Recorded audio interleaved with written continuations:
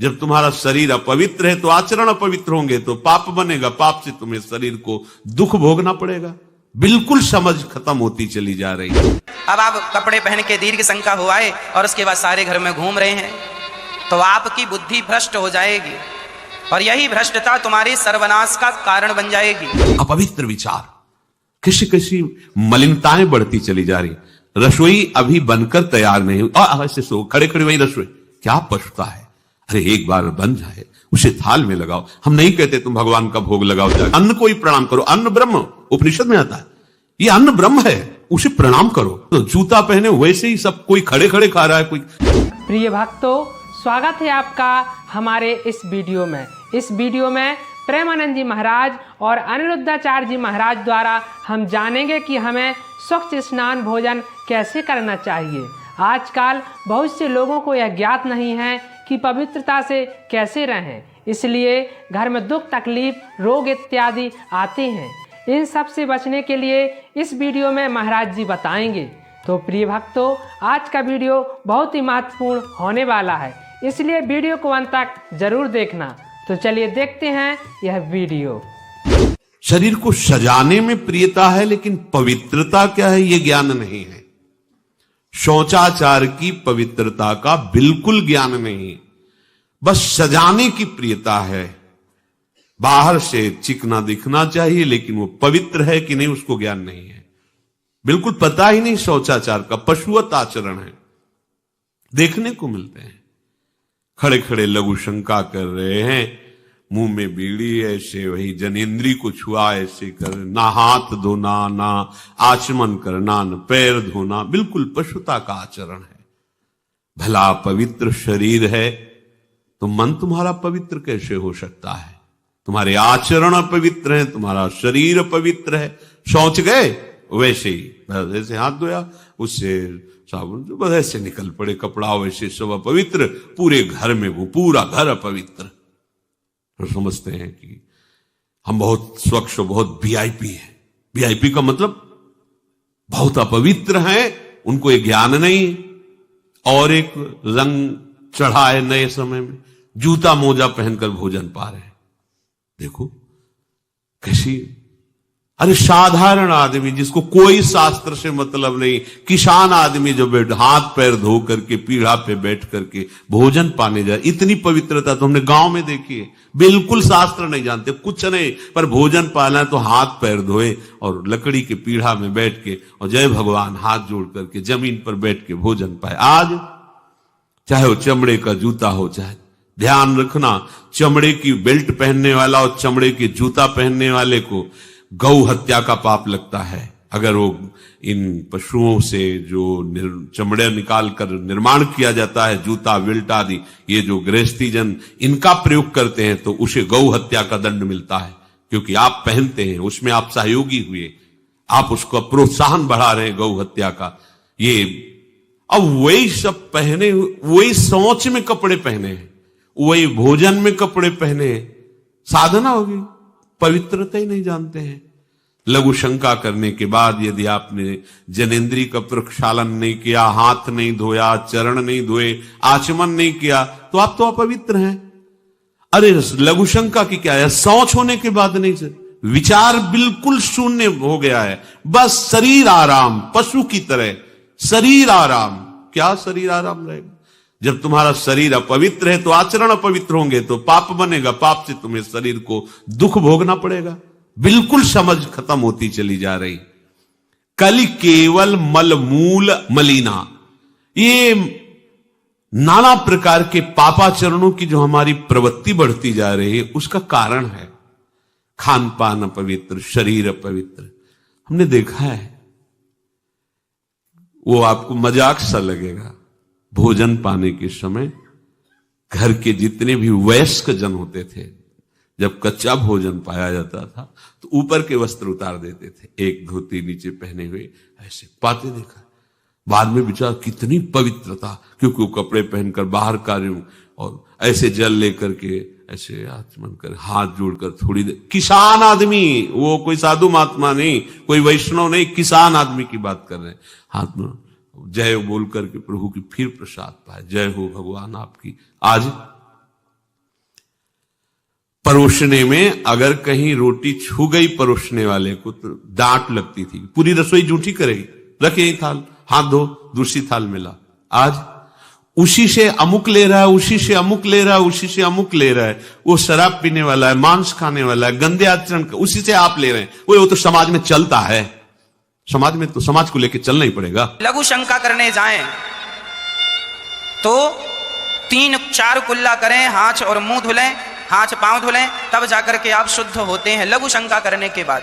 यदि आप दीर्घ शंका जाते हैं, मल मूत्र की क्रियाओं के हम बारे में कह रहे हैं, मूत्र विसर्जन के बाद 4 कुल्ला करें, हाथ और मुंह धुलें, इसके बाद ही आप शुद्ध होंगे, नहीं तो आप अशुद्ध हैं। आज लोग जाते हैं लघु शंका करने, हाथ मुंह नहीं धुलते।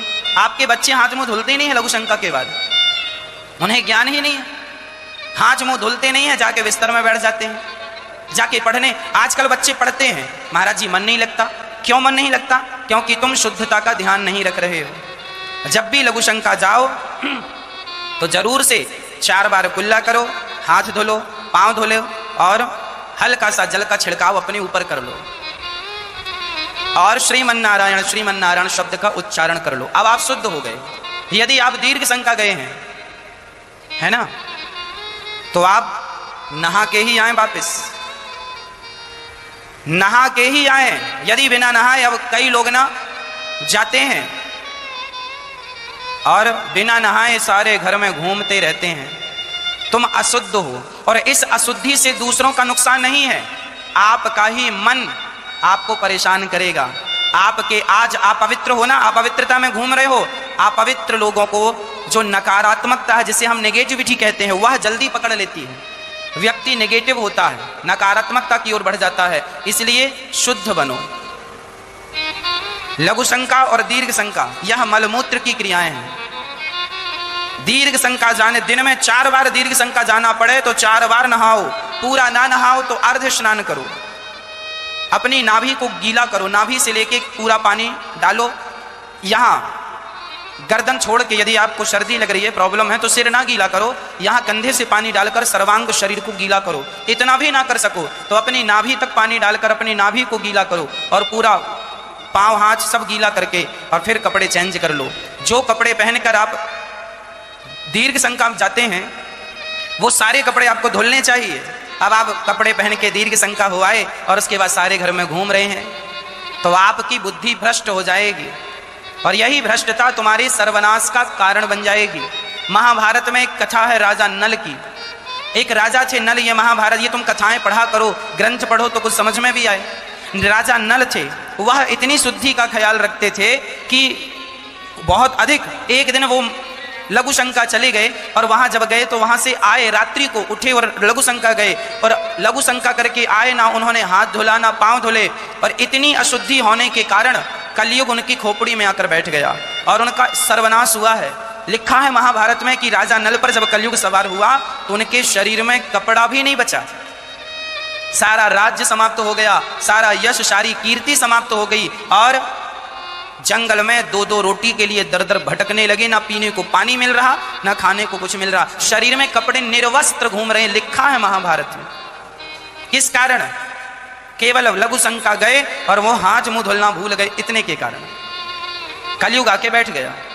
इसलिए आप तो कलयुग में ही रहते हैं, इसलिए जितना बच सको अपने आप को बचाओ। यदि आप शुद्ध रहोगे तो मुझे विश्वास है कि और लोग जितने परेशान हैं आप उनकी अपेक्षा कई गुना ज्यादा सुखी रहेंगे। इन छोटी छोटी बातों का ध्यान रखेंगे तो शुद्धता जरूरी है। अब देखो कहावत हमारे बड़े बुजुर्ग कह रहे हैं, जैसी राखो शुद्धि, आगे आप बोलो, वैसी बने बुद्धि। और सारी चीजें कहां से चल रही हैं? आज आपका यश है, आज आपका नाम है, आज आपके पास पैसा है, आज आपको लोग जानते हैं तो केवल आपकी बुद्धि के बल पर ही तो जानते हैं। आप बुद्धिमान हैं तो लोग जानते हैं आपको। तो जो आपकी बुद्धि है, क्या इस बुद्धि का संरक्षण करना आपका धर्म नहीं है? बोलो। आपके पास बुद्धि है तो वह बुद्धि पवित्र बनी रहे, इसका ख्याल रखना क्या हमारा और आपका फर्ज नहीं है? है। इसलिए आपका यदि आपकी शुद्धि बिगड़ जाएगी तो उसी दिन बुद्धि भी बिगड़ जाएगी। इसलिए शुद्धि ना बिगड़ने देना। और छोटे छोटे बच्चों को यही संस्कार दो कि लघु शंका जाओ, आप अपने बेटों को कहा करो लघु शंका जाया करें तो खड़े होके लघु शंका ना किया करें, लघु शंका बैठ के करना चाहिए। ये अशिष्टता है, खड़े होके लघु शंका। आज तो बूढ़े बूढ़े दाढ़ी मूंछ पक गए, मरने वाले, इनको ज्ञान नहीं है कि खड़े होके नहीं लघु शंका करनी चाहिए। ये खड़े होके कहीं भी लघु शंका करने लग जाते हैं, इन्हें अक्ल ही नहीं है, कभी सत्संग किया नहीं, बाप दादों ने सिखाया नहीं, मूर्ख पैदा हुए, मूर्ख जिए, मूर्ख मर जाएंगे। इन्हें कोई ज्ञान नहीं शास्त्रों का, सिद्धांतों का। ये तुम्हारी पृथ्वी माता है। क्या है? माता है। और हम माता की गोद में, अच्छा हम अपनी माँ की गोद में हैं। जब हम छोटे से थे ना, तब हम माँ की गोद में यदि सुसु कर देते थे ना, तो वो अपराध नहीं होता था। छोटा सा बच्चा अपनी माँ की गोद में यदि सुसु कर दे तो क्या अपराध है? कोई माँ उसे साफ करती है। पर वही बच्चा बड़ा हो जाए और फिर खड़ा होकर माँ की तरफ सुसु कर दे जानबूझकर, तो ये अपराध है या नहीं? मतलब गोद में सुसु करना अपराध नहीं है, पर खड़ा होकर के माँ की तरफ करे तो अपराध है। अरे तुम बड़े हो गए हो, ये भारत तुम्हारी माता है, बैठ के करना चाहिए। लघु शंका बैठ के करना चाहिए, खड़े होके करना अपराध है। ये माँ का अपराध बन रहा है तुमसे, और तुम्हें पता ही नहीं कि तुम क्या अपराध कर रहे हो। इसलिए हमारे शास्त्रों में मल मूत्र त्यागने का भी एक विधान है। कैसे त्यागना? कहीं ऐसा भी है कि शौच में पानी का ही प्रयोग नहीं होता हो? है? हाँ, टिश्यू पेपर कह रहे होते। विचार करो यार, मतलब कहां पहुंच रहा है हमारा। ओ कहते वीआईपी लोग हैं, वाह है ये वीआईपी लोग। अरे बिना जल के कैसे प्रक्षालन हो जाएगा? कैसे आप पवित्र कैसे? पर पवित्र होना किसको चाहिए? वो तो पशुवत आचरण है। कली केवल मल मूल मलिना, पाप पयोनिधि जन मन मीना। जैसे मछली जल में ही केली करती है, ऐसे कलियुगी प्राणी का मन पाप में ही केली करना चाहता है।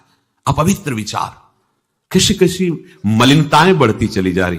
रसोई अभी बनकर तैयार नहीं हुई, ऐसे सो खड़े खड़े वही रसोई, क्या पछता है?